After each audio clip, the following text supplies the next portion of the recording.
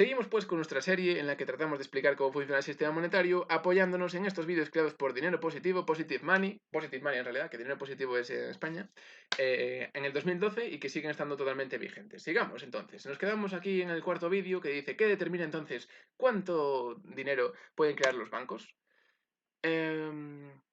Y también nos quedamos con la duda de si el dinero bancario se puede considerar dinero. Yo creo que sí, efectivamente, porque se utiliza como medio de pago convencional, asumido por toda la sociedad. Entonces, volvamos aquí entonces. ¿Qué es, por tanto, lo que realmente limita la cantidad de dinero que pueden crear los bancos? Ya vimos que no era la cantidad de ahorros que pone la gente en ellos, ni el coeficiente de reserva, ni la base monetaria que pone en disposición el Banco Central. Entonces, ¿qué es? Probablemente haya visto la explicación estándar del multiplicador del sistema bancario de reserva fraccionaria, que vimos en un vídeo anterior. En este modelo, los bancos tienen que mantener un porcentaje del dinero de sus clientes en una reserva y el coeficiente de reservas dada suele ser del 10%, lo que significa que por cada 100 libras ingresadas en un banco por los clientes, el banco debe mantener en alguna parte 10 libras como reserva. Esto significa que los bancos solo pueden ampliar la oferta monetaria en hasta 10 veces la cantidad de dinero real creado por el gobierno. Y dijimos que este modelo de banca es totalmente inexacto, al menos en el Reino Unido. Para empezar, el coeficiente de reservas obligatorias en el Reino Unido no es del 10%, sino de 0. Y lo que es más fundamental, el coeficiente de reservas solo limitaría en realidad la cantidad de dinero que puedan crear los bancos si la reserva de dinero fuera sacada realmente de la circulación y colocada en una caja de seguridad o su equivalente electrónico. Si el Banco de Inglaterra obligara de verdad a los bancos a mantener 10 libras de dinero efectivo de reservas bancarias en el Banco Central por cada 100 libras que registran en las cuentas bancarias de sus clientes, ello limitaría la oferta de dinero en torno a, a 10 veces el monto de la base monetaria, el dinero en efectivo y las reservas del Banco Central. Es decir, se aplicaría de verdad el modelo de la pirámide, se obligaran a los bancos a que de verdad tuvieran ahí quieto, atrapado en una caja fuerte, el dinero, una parte del dinero y no pudieran prestar. Pero esto no pasa casi nunca. Cuando existía un coeficiente de reservas en el Reino Unido, era... Eh, era lo que se llamaba un coeficiente de liquidez. Un coeficiente de liquidez es engañosamente similar a un coeficiente de reserva, pero diferente en lo fundamental. Un coeficiente de liquidez obliga a los bancos a mantener activos líquidos equivalentes a un tanto por ciento de sus depósitos. Así se fijaba el coeficiente de liquidez en un 10%, un banco que tuviera 100 libras en cuentas de clientes tendría que mantener 10 libras en activos líquidos. Probablemente se esté preguntando, ¿y qué diferencia hay entre esto y el coeficiente normal de reservas? O sea, fijaros, aquí el Banco Central lo único que quiere es que los bancos tengan cosas líquidas, porque si la gente quiere sacar su dinero, pues que haya al menos un 10% de las cuentas que se puedan pagar. Si más del 10% de la gente quisiera sacar su dinero, tampoco podría. Esto como garantía de seguridad frente a las crisis bancarias de confianza, ¿no? En el que todo el mundo va a sacar su dinero a la vez. ¿Y qué diferencia hay entre esto y el coeficiente normal de reservas? Pues bien, la clave está en el término activos líquidos. Los activos líquidos incluyen el dinero en efectivo y las reservas mantenidas en el Banco Central, pero también incluyen otras cosas, en particular bonos del Estado. Mientras que el coeficiente de reserva empleado en el modelo del libro de texto sobre el sistema bancario exige que los bancos mantengan dinero en efectivo, eh, exige que los bancos mantengan dinero en efectivo y reservas en el Banco Central en cantidad proporcional al saldo total de las cuentas que sus clientes tienen en el banco, un coeficiente de liquidez permite de hecho a los bancos utilizar ese dinero en efectivo y las reservas mantenidas en el Banco Central para comprar bonos. O sea, no es que solo te obliguen a tener una parte del dinero reservado, sino que si mientras compres bonos con ellos, siguen siendo cosas activos líquidos que se considera que dan suficiente seguridad al sistema. Los bonos también cuentan para el coeficiente de liquidez, lo que significa que el banco podría no tener ningún dinero en efectivo ni mantener reservas en el Banco Central y aún así cumplir con el coeficiente. Pero el detalle clave es que cuando un banco emplea las reservas que mantiene en el Banco Central para comprar bonos, estas reservas pertenecen ahora a otro banco. En otras palabras, no se quitan, claro, o sea, si utilizan las reservas del Banco Central, tienen que pasar a otro banco. En otras palabras, no se quitan de la circulación, sino que siguen circulando por el sistema.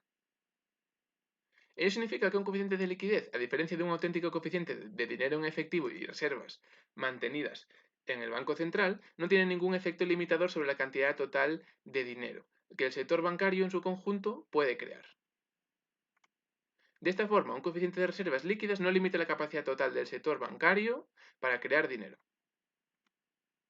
Si solíamos tener coeficientes de reservas líquidas en el Reino Unido, de hecho, Sí, solíamos tener coeficientes, o sea, se solía ver este coeficiente de reservas líquidas. De hecho, desde mediados del siglo XIX, los bancos tendían a mantener una media del 60% de activos líquidos proporcionales a su pasivo total. Fue en realidad un requisito de reserva autoimpuesto. Es lo que los bancos sabían que necesitaban retener con el fin de evitar el riesgo de una retirada masiva de dinero. En 1866 hubo una crisis bancaria y el Banco de Inglaterra asumió el papel de prestamista de último recurso, comprometiéndose a prestar a los bancos si se les acababa el dinero para realizar sus pagos. Una vez se hizo efectiva esta red de seguridad, los bancos redujeron sus reservas líquidas a en torno al 30%. En 1947, cuando el Banco de Inglaterra fue nacionalizado, impusieron un coeficiente formal de reservas líquidas de un 32%. Este coeficiente de reservas obligaba a los bancos a mantener 32 libras en efectivo en reservas mantenidas en el Banco Central y en bonos del Estado por cada saldo de 100 libras en las cuentas de sus clientes. Lo que ocurrió fue que los... ¿qué? Como los bonos del Estado generaban un interés al banco, cosa que no ocurría con las reservas y el efectivo, los bancos eh, trataban de mantener la mayor cantidad posible de ese 32% en bonos. En 1963 este coeficiente de liquidez se redujo a un 28%. Después, en palabras del Banco de Inglaterra, antes de 1971 las cámaras de compensación tenían que mantener activos líquidos equivalentes a un 28% de sus depósitos. Desde 1971 este porcentaje se relajó y amplió, obligando a todos los bancos a mantener activos de reserva equivalentes al 12,5% de sus pasivos computables. Esta combinación de factores reguladores y económicos coincidió con uno de los periodos más rápidos de crecimiento del crédito en el siglo XX. Contribuyó también a un declive continuado de los fondos líquidos de los bancos hasta llegar a menos del 5% de los activos totales, a finales de la década de 1970. En esta frase lo que realmente significa crecimiento del crédito es una expansión masiva de la cantidad de dinero creado por los bancos y por lo tanto un aumento masivo de la deuda. Finalmente, en 1981 los coeficientes de reserva líquidas se abolieron completamente. Así pues, si el Banco de Inglaterra ya no establece un coeficiente de reservas líquidas, existe un requisito natural mediante el cual los bancos tengan que mantener reservas líquidas proporcionales al total de las cuentas de sus clientes. En otras palabras, ¿está limitado el sistema de forma natural? Vamos a echar una ojeada otra vez al sistema de compensación bancaria. Recordemos que hay 46 bancos que mantienen cuentas de reserva en el Banco de Inglaterra. Al final del día, cuando todos los pagos se han cancelado unos con otros, estos bancos tienen que liquidar entre sí, transfiriendo dinero entre estas cuentas de reservas.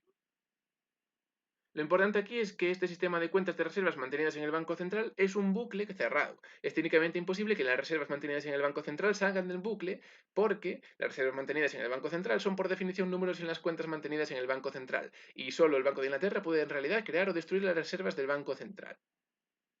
Por tanto, cuando al final del día se compensan todos los pagos y los bancos ven que la cantidad que realmente necesitan transferir para liquidar sus cuentas, unos bancos terminan teniendo que pagar dinero a otros bancos y otros bancos terminan recibiendo dinero de los primeros.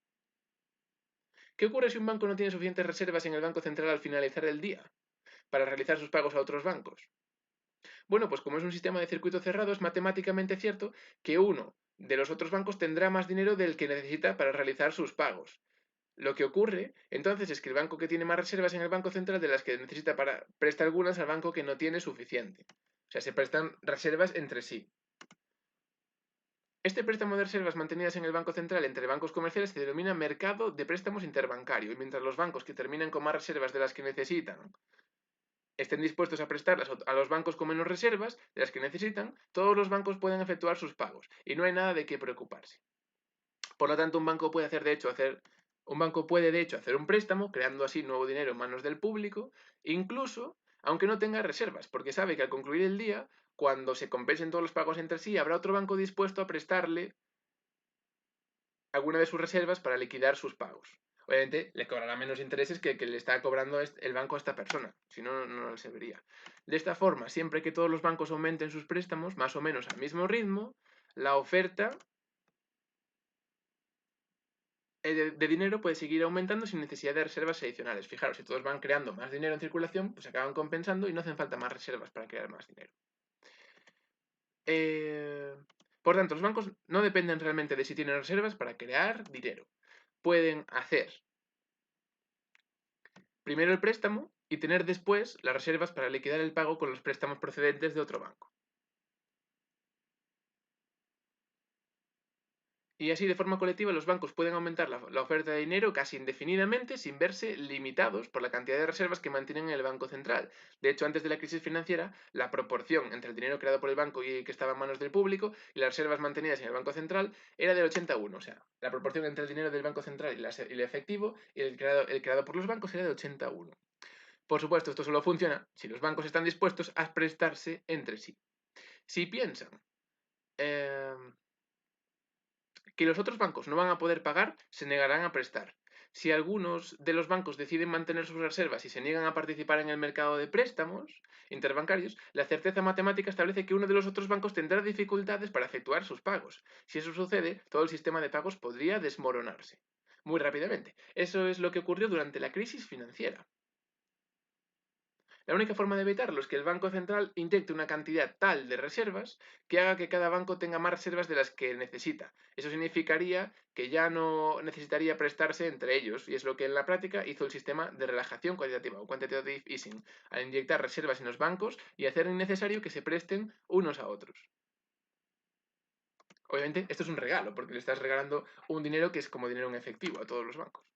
Hasta ahora hemos visto que no hay coeficiente de reserva líquida y que en realidad los bancos no necesitan mantener reservas en el Banco Central para poder prestar. Pero ¿qué hay de los índices o coeficientes de solvencia o acuerdos de Basilea de los que todo el mundo está hablando? Bueno, los índices de ecuación de capital, el coeficiente de solvencia, tienen que ver con algo muy diferente. Pero para entender por qué, tenemos que volver a mirar los balances. Recordemos que el activo del balance nos muestra todo lo que posee el banco, o sea, su patrimonio y lo que se le debe al banco, incluidos todos sus préstamos e hipotecas, y el pasivo muestra todo lo que el banco debe a otras personas o empresas. Bueno, aquí está el dinero del... Sí, bueno. Hay una tercera parte en el balance que es algo que se llama patrimonio neto, aquí lo he separado del pasivo. Hay una tercera, eso es el equity. El patrimonio neto es sencillamente lo que les queda a los propietarios de la empresa una vez se ha vendido todos los bienes, o sea, y se han pagado todas las deudas. Es decir, estos son todos los bienes que tiene el banco, estas son todas sus deudas. Si a esto le restas esto, te queda equity, o sea, el valor real, que es lo que se pueden repartir los beneficios o el valor de las acciones, ¿no? Digamos, es el valor del banco. Entonces, el patrimonio neto es sencillamente lo que les queda a los propietarios de la empresa una vez se ha vendido todos los activos y se ha liquidado todo el pasivo. Para evitar la quiebra, el banco tiene que asegurarse de que su activo es superior a su pasivo. Cuando alguien incumple un préstamo y deja de realizar los pagos, el banco tiene que recuperar la casa y venderla, por lo general en una subasta. El banco normalmente recibe menos dinero en la subasta que el valor original del préstamo. Eso significa que pierde dinero al recuperar la propiedad de la casa. La hipoteca, que en el balance era originalmente 1/4 de millón, se ha convertido en una casa que se venderá por menos del 1/4 de millón, es decir, se reduce el activo del banco. Ahora tenía un activo valorado en 250.000 libras y resulta que al final solo lo puede vender por 175.000, o sea, ahí hay una pérdida de activo. Así, cuando se incumplen los préstamos y las hipotecas, se reducen los activos del banco. Si solo se incumple un pequeño porcentaje de los préstamos, no hay problema. El banco ya tiene en cuenta que al menos 1 o 2 de cada 100 hipotecas va a incumplirse. Eso solo es parte del riesgo, y además los pagos de los intereses de los préstamos que no se incumplen deberían eh, cubrir dichas pérdidas. Pero si todos empiezan incumpliendo al mismo tiempo, los activos de los bancos pueden empezar a reducirse rápidamente. Si los activos se reducen tanto que el banco tiene activos inferiores a su pasivo, en este caso el banco es insolvente y debería liquidarse y cerrar.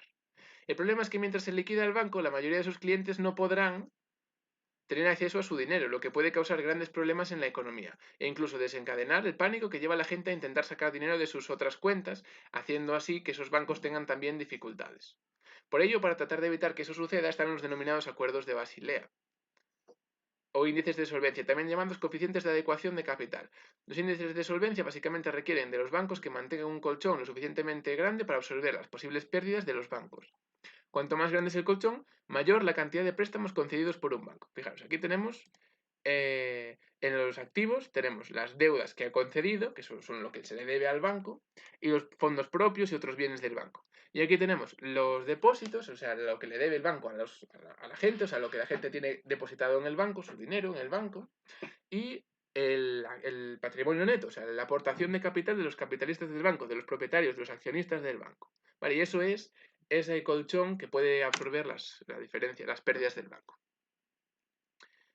Entonces, cuanto mayor es el colchón, mayor es la cantidad de pérdidas que se pueden incumplir antes de que resulte insolvente. Vale, le garantiza un poco más de seguridad al banco. No vamos a entrar aquí en demasiados detalles sobre cómo funciona este sistema, pero la clave que necesitamos conocer es lo siguiente. Cuando el banco obtiene un beneficio de sus préstamos, dicho beneficio aumenta el tamaño de su colchón financiero. Cuando mayor es su colchón financiero, más préstamos pueden hacer. Por eso, cuando la economía mejora, también aumenta la capacidad de los bancos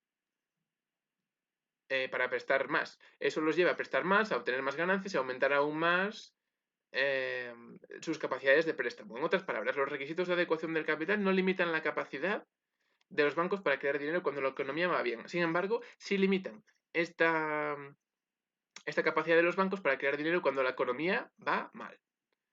Y como hemos visto, la oferta monetaria de la nación depende de los préstamos de los bancos. Fijaros que aquí han reducido este tamaño de los préstamos que ha hecho el banco, que son sus activos, lo que nosotros le debemos al banco, lo que nos comprometemos a pagar. Si eso disminuye porque la gente incumple sus deudas, se reduce el activo y por tanto eso se elimina del patrimonio neto. Son pérdidas que asume el banco como tales. Por lo tanto, eh, fijaros, aquí, como hemos visto, la oferta monetaria de la nación depende de los préstamos de los bancos, lo que significa que los colchones financieros empeoran aún más la inestabilidad de la oferta monetaria. O sea, si aún encima los bancos, como tienen que mantener un ratio ahí de patrimonio neto bastante alto, eso lo que hace es que cuando las cosas empiezan a ir mal en la economía, sea imposible para ellos seguir concediendo préstamos. O sea, tengan que prestar mucho menos y eso profundiza que haya menos dinero en circulación, porque como hemos visto, el dinero en circulación es dinero creado en base a deuda por los bancos privados. Pero lo importante es que las reservas para la adecuación del capital no están ni han sido nunca pensadas para limitar la cantidad de dinero que puedan crear los bancos o los préstamos con pocas garantías de devolución que puedan hacer. Consiste sencillamente en intentar garantizar que cuando las cosas van mal y los préstamos empiezan a incumplirse, los bancos tengan un colchón suficiente para evitar la quiebra. Así que para resumir, ¿qué es eso? ¿Qué es lo que realmente limita la capacidad de los bancos de aumentar la oferta monetaria? Hemos visto que el tipo de coeficientes de reserva de que tratan los libros de texto ni siquiera ha existido alguna vez en el Reino Unido. Hemos visto que los coeficientes de liquidez que sí existían se han reducido y finalmente abolido y que incluso cuando existían solo limitaban la velocidad en que podían aumentar que la oferta monetaria, pero no ponía límite alguno el tamaño total a que podía crecer. Hemos visto también que los índices de solvencia y los acuerdos de Basilea sirven para evitar que los bancos quiebren cuando se incumplen préstamos, más que para limitar los préstamos de alto riesgo o la cantidad de dinero que se genera a través de dichos préstamos. Y aunque los requisitos de adecuación del capital pueden restringir los préstamos tras una crisis bancaria, no hacen nada para frenar los préstamos en época de crecimiento. También hemos visto que no hay límites naturales a la velocidad con la que los bancos pueden crear dinero, saben que incluso si realmente no tienen reservas en el Banco Central para efectuar sus pagos, van a poder pedir prestadas esas reservas a otros bancos o incluso al Banco Central.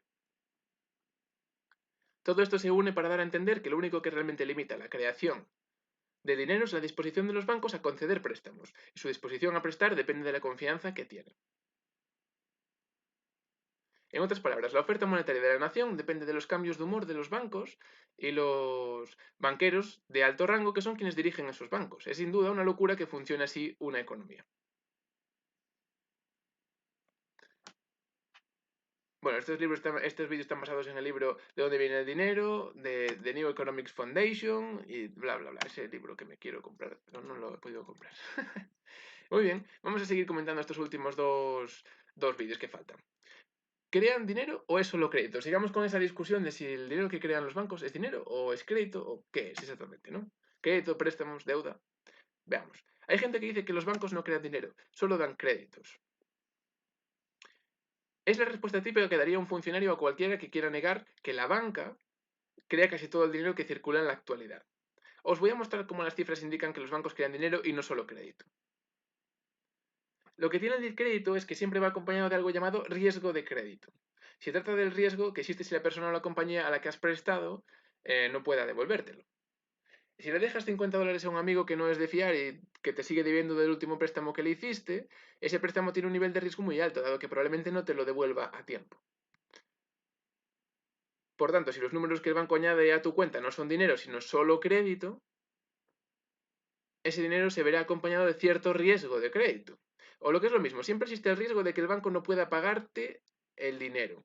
Y claro, como ya hemos visto con Northern Rock, Wachovia y los bancos islandeses, hay abundantes precedentes en cuanto a bancos que no pueden devolver el dinero. Desde un punto de vista legal, los números de tu cuenta bancaria no son dinero, sino una promesa por parte del banco de que te va a pagar. Se comprometen a darte dinero en efectivo si lo pides, o a hacer pagos electrónicos a otros bancos cuando lo necesitas. Todo esto indica que tu cuenta bancaria tiene un riesgo de crédito inherente, dado que existe la posibilidad de que el banco no sea capaz de devolverte el dinero. Todo esto indicaría que las cifras de que manipulan los bancos no son dinero, sino crédito. De hecho, el Banco de Inglaterra argumenta a favor de esta teoría y alega que hay una distinción entre el dinero en efectivo y aquel que crea los bancos. En su boletín cuatrimestral dijeron los billetes del Banco de Inglaterra,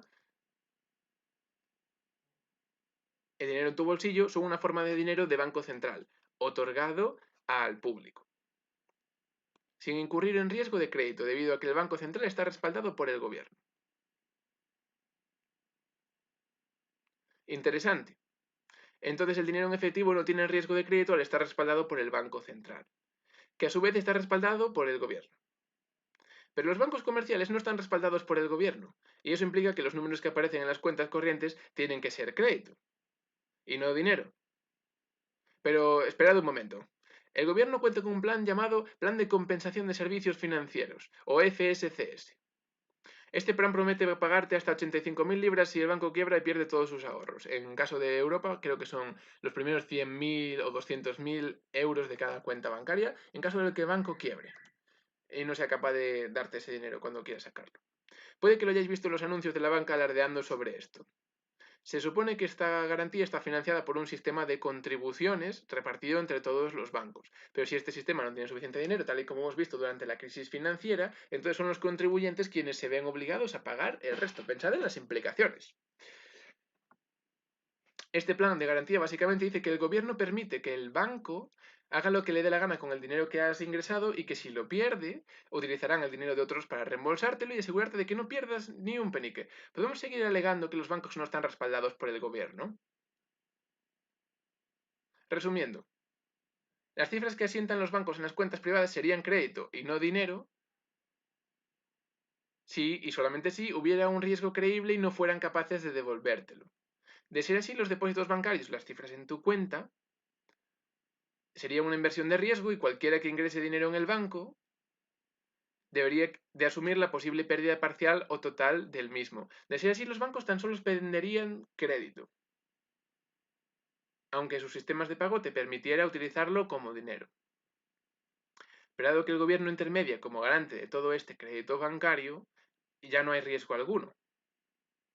De hecho, todas las cifras que crea el banco están respaldadas por las garantías gubernamentales y no conllevan ningún tipo de riesgo. Un billete creado por el Banco de Inglaterra no supone ni más ni menos riesgo que una cifra que ha sido declarada en una cuenta en un banco comercial. En conclusión, las cifras en tu cuenta tienen las mismas garantías y la misma seguridad que el dinero en efectivo, creado por el Banco de Inglaterra, dado que están respaldadas por el gobierno. Es decir, cuando tu banco teclea unas cifras en tu cuenta, está creando dinero y no crédito.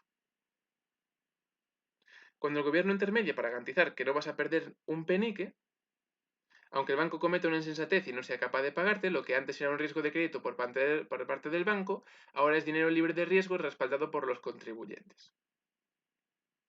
Este dinero ha sido creado de la nada por entidades privadas y con el permiso del gobierno. Por cierto, seguro que el motivo principal por el que los funcionarios de la tesorería y la comisión bancaria argumentan que los bancos no crean dinero es porque de argumentar que los bancos tienen el privilegio de crear dinero de la nada, tendrían que enfrentarse a las implicaciones de haber otorgado una de las mayores responsabilidades que pueda ostentar un gobierno a una serie de corporaciones privadas con ánimo de lucro a corto plazo.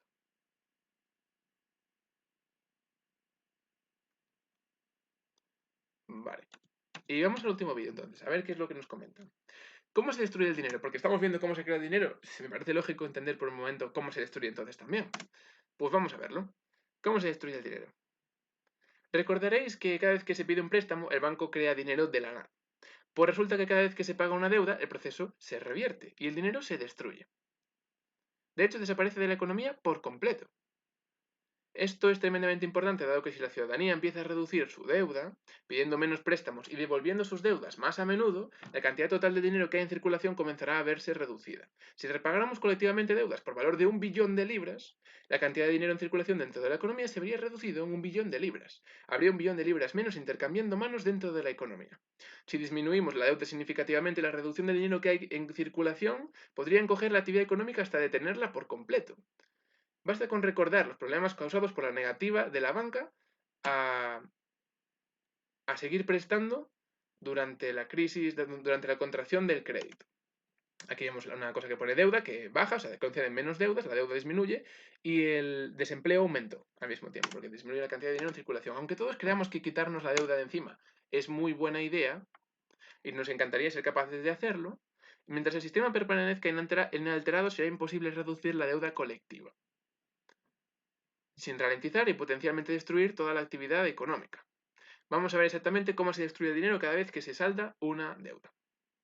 Empezaremos con Robert, quien sigue debiendo 10.000 libras a Barclays. Pero se ha gastado el dinero y no le queda saldo en el banco. Pasados unos meses, Robert decide devolver 1.000 libras de su deuda. O sea, Robert pidió un préstamo, esto entonces en el banco es una deuda que le han concedido a Robert, que Robert está dispuesto a devolver, es un activo del banco, y en la cuenta de Robert hay 0, porque la ha gastado en lo que sea, pero ahora va a devolver 1.000 euros de su cuenta. Entonces, ¿qué hace? Ingresa en su cuenta 1.000 libras, a ver, Robert transfiere del dinero desde una cuenta que tiene con otro banco a su cuenta de Barclays. No vamos a mostrar qué pasa con las reservas del Banco Central durante este proceso, porque tal y como mostramos en el proceso de compensación, cualquier cambio en las reservas quedarían probablemente cancelados por los pagos hechos en dirección contraria. Esto no cambiaría nada de manera significante. Robert le sigue debiendo 10.000 libras a Barclays, pero además, ahora tiene una cuenta con Barclays con un balance de 1.000 libras. Como resultado de ello, Barclays tiene un pasivo de 1.000 libras a nombre de Robert. Esa es la cantidad que aparece en su cuenta bancaria. Robert tiene un pasivo con Barclays de 10.000 libras. Cuando Robert llama a Barclays para decirle que quiere devolver 1.000 libras de su deuda, o sea, ahí lo que dijo fue, básicamente, el pasivo del banco con Robert es el activo de Robert y el activo del banco con Robert es el pasivo de Robert con el banco, ¿vale? O sea, lo que le deben al banco es un activo del banco, pero es un pasivo de quien lo debe, ¿vale? Bueno, la cosa, cuando Robert llama a Barclays para decirle que quiere devolver 1.000 libras de su deuda, porque le tocaba por su pago mensual o lo que fuera, lo único que hacen en Barclays es reducir el saldo bancario de Robert a 0, para después reducir la deuda pendiente por valor de 1.000 libras. En efecto, los activos y los pasivos se han cancelado mutuamente. Dado que el dinero que utiliza la ciudadanía consiste en cifras creadas por los bancos, que residen en las cuentas bancarias de las personas, este tipo de reembolso reduce la totalidad del dinero que hay en circulación. El dinero del tipo de dinero que utiliza la ciudadanía ha sido destruido durante el reembolso de la deuda. Claro, ahora que Robert ha pagado parte de su deuda, es posible que Barclays salga a la caza con ánimo de crear otro préstamo que acabará reemplazando la cantidad de vuelta. En tal caso, se crearía dinero nuevo y la cantidad de dinero en circulación aumentaría. Pero si los bancos tienen miedo a prestar, como por ejemplo durante una crisis financiera,